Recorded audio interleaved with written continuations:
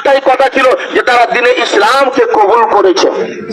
আজকে তো আমরা মুসলমান, আজকে তো আমাদের রঙ তামাশায় দেখেন আমি কত রকমের পড়েছি, কিন্তু সাহাবায়ে কেরামরা এই একটা জামা পাইনি।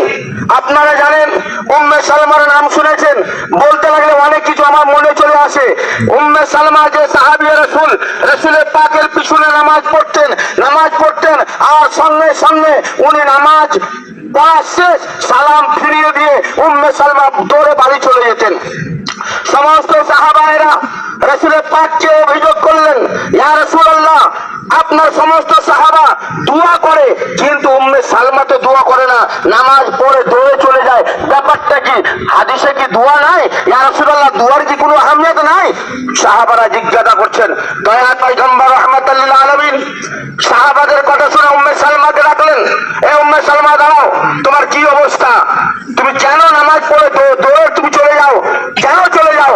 সেই দিন সাহাবী রাসূল হযরত উম্মে সালমা বলেছিলেন, ইয়া রাসূলুল্লাহ ইয়া হাবিবাল্লাহ আমি নামাজ পড়ে চলে যাই, কোনদিন আপনি জিজ্ঞাসা করেননি, এই রাজ আমি কাউকে বলিনি, কিন্তু ইয়া রাসূলুল্লাহ যখন আজকে আপনি জিজ্ঞাসা করলেন আমি আর না বলে থাকতে পারছি না।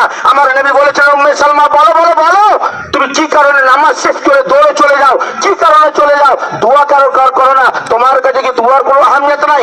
সেই দিন উম্মে সালমা বলেছিলেন, ইয়া রাসূলুল্লাহ ইয়া হাবিবাল্লাহ নবী গো আমি ইসলাম কবুল করার পরে ইয়া রাসূলুল্লাহ আমার শরীরে যে কাপড়টা দেখছেন এই একটাই কাপড়, আর আমার কাছে কোনো কাপড় নাই। ইয়া রাসূলুল্লাহ ইয়া হাবিবাল্লাহ আমি যখন আপনার মসজিদে মসজিদে নববীতে যখন আযান হয়, আমি আযান শুনে সঙ্গে সঙ্গে পোশাক পরে আমি মসজিদে চলে আসি, আর আমার স্ত্রী সেই গর্তের মধ্যে ঢুকে থাকে। জোরে বলুন আল্লাহু আকবার, আল্লাহু আকবার, হাত তুলে বলুন আল্লাহু আকবার।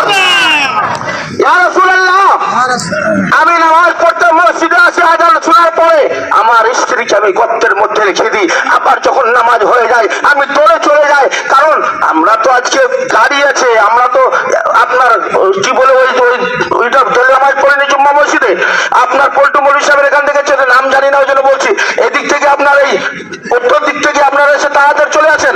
সাহাবায়ে কেরামরা তখন 3 কিলোমিটার 4 কিলোমিটার 5 কিলোমিটার পর্যন্ত দূর পর্যন্ত নামাজ পড়তে যেতেন, কারণ মসজিদ খুব কম ছিল। যেরকম সুবহানাল্লাহ।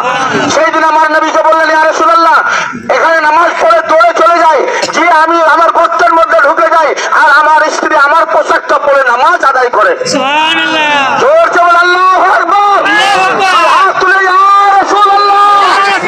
আমি বক্তব্য দিতে আপনাদের কাছে আসিনি, বক্তব্য দেওয়ার জন্য এখানে উঠিনি, বলতে একটাই এসেছি, আজকে আমরা এত সুন্দর ভাবে ঈদগাহ পেয়েছি, এত সুন্দর ভাবে সবকিছু পেয়েছি, কিন্তু সাহাবায়ে কেরামরা এত কিছু পাইনি। আমরা আজকে এত কিছু পাওয়ার পরও আজকে আমরা কোথায় পড়ে আছি?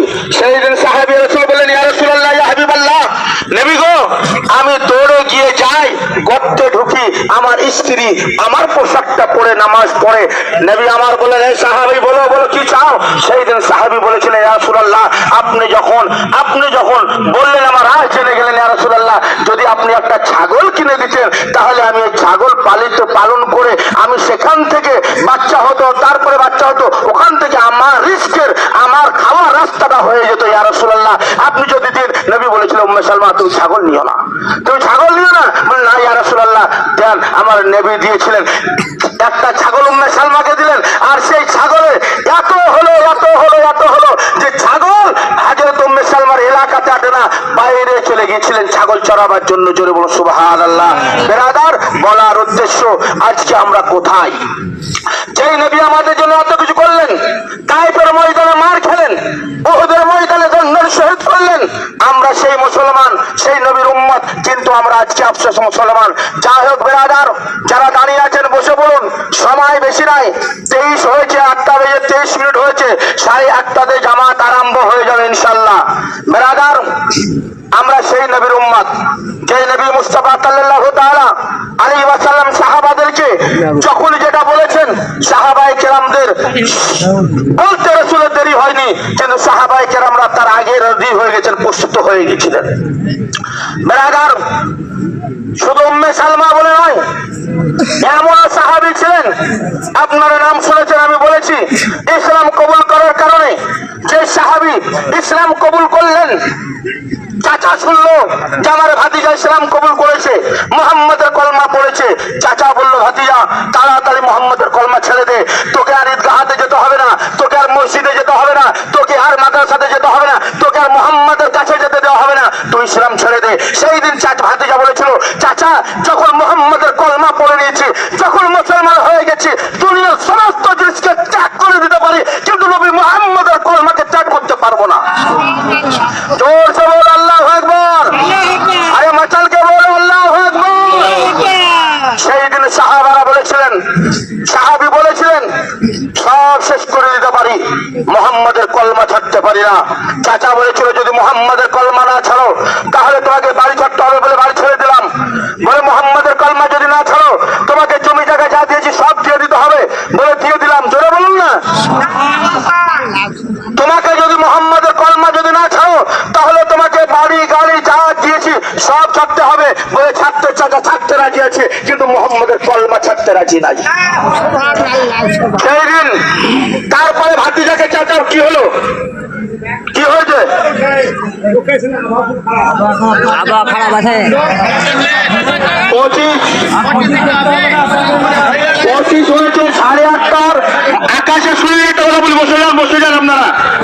8:30 জামাত হবে। শুনেন, আজকে আমরা এসেছি, আমাদের দিলের মধ্যে আকীদা রাখতে হবে, পানি হবে না ইনশাআল্লাহ। যদি আমাদের দিলে আকীদা থেকে ঈমানের সহিত বলছি, যদি আমরা আল্লাহকে বলতে পারি, আল্লাহ সেই দিন কারবালার ময়দানে ইমামে হুসাইন তার লাখটা জিতার তার সমস্ত জিনিসকে এক ফোঁটা পানির জন্য দিলে ইসলামকে বাঁচাবার কারণে এক ফোঁটা পানি পর্যন্ত পাইনি। ইয়া রাসূলুল্লাহ, এ আল্লাহ, আমরা তার উম্মত, তোমার নবীর উম্মত, ইমামে হুসাইনের আশিক। আজকে যদি তোমার হাজারো পানি আসে, ইমাম হুসাইন পানির জন্য কারবালা ছাড়েননি, পিপাসার জন্য কারবালা ছাড়েনি, আমরা তার আশিক, আমরা তার নানার উম্মত। তুমি হাজারো পানি দিলে আমরা ঈদগাহ ছাড়বো না। এই ইমানটা রাখতে হবে। নারায়ে তাকবীর। পানি ইনশাআল্লাহ আসবে না, নামাজ শেষ হবে পানি আসবে। যদি ঈমান থাকে, কারবালার ময়দানে এক ফোঁটা পানির জন্য ইমাম হোসেন ময়দান ছেড়ে ফোরাত নদীতে যায়নি। আর আমরা তার উম্মত, নবীর উম্মত, আমরা তার আশিক। আমরা, তোমরা যদি হাজারো পানি দাও, তোমার পানি তো আমাদের কাছে রহমত। জোরসে বলো, এই পানি তো তোমার পানি আমাদের কাছে রহমত। বেরাদার, সবাই বসে বসে আমার কাছে কথাটা শুনে নিন। আমার বক্তব্য শেষ, এবার আমার বক্তব্য শেষ। 26-4 মিনিট ধ্যান দিয়ে শুনে নিন। আমরা কাতার সোজা করার আগে ধ্যান দিয়ে শুনে নিন। আমরা কালে